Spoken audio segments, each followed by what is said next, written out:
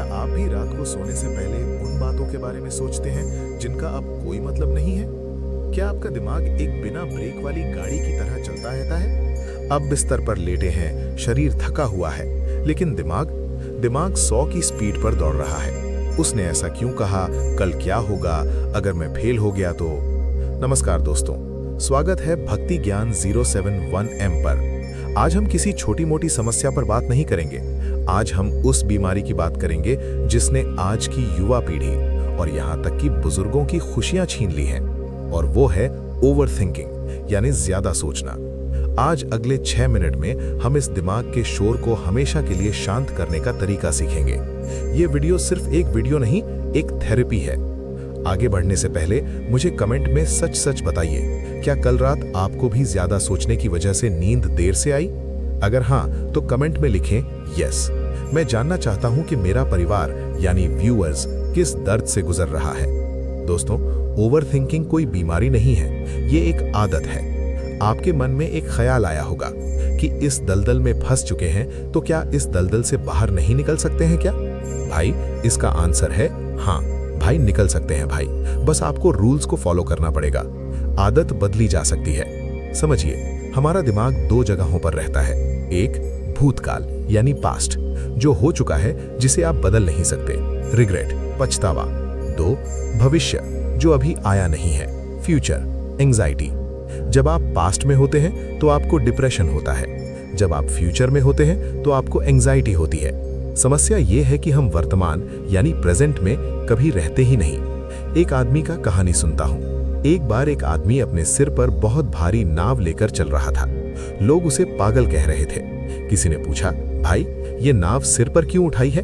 उसने कहा, मुझे नदी पार करनी थी, नाव ने मेरी मदद की, अब मैं इसे छोड़ कैसे दूं?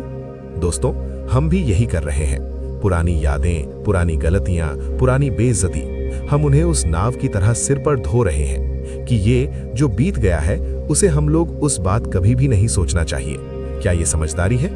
हम लोग आज का इसी पल का आनंद लेना चाहिए। वीडियो को अभी पॉज करें और सोचें, आप किस नाव को ढो रहे हैं? क्या वो करियर की चिंता है या किसी रिश्ते का टूटना?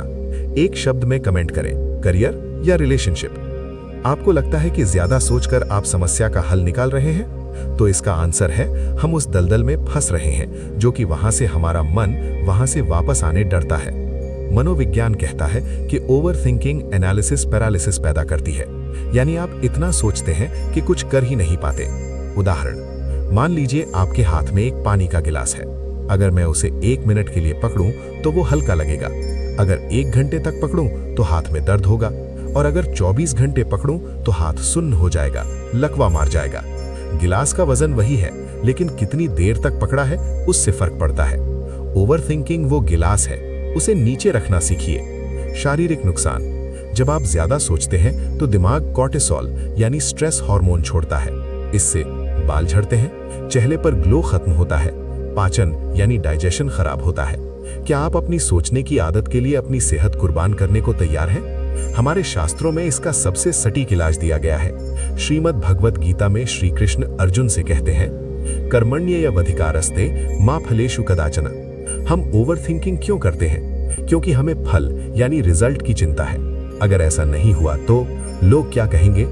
जब आप परिणाम की चिंता ईश्वर पर छोड़ देते हैं तो दिमाग अपने आप शांत हो जाता है। इसे समर्पण कहते हैं। याद रखिए, जो आपके हाथ में नहीं है उसके बारे में सोचना मूर्खता है, और जो आपके हाथ में है, आपका कर्म, उस पर ध्यान न देना और भी बड़ी मूर्खता है।